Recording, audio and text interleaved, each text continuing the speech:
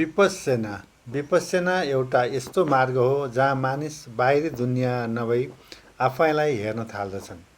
साहस र मनलाई या विचारलाई कुनै प्रतिक्रिया बिना हेर्दै शरीरमा भएको हरेक संवेदनालाई अनुभव गर्ने कला हो।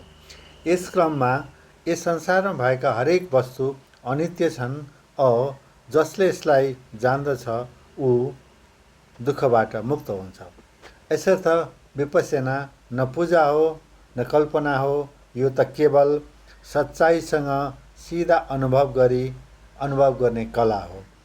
यसलाई जसले मनन गर्दछ, अनुभव गर्दछ र अनुभूतिले मनलाई शान्त पार्दछ वा जागरुक बनाउँदछ, ऊ नै मुक्त हुन्छ र मुक्त बन्दछ।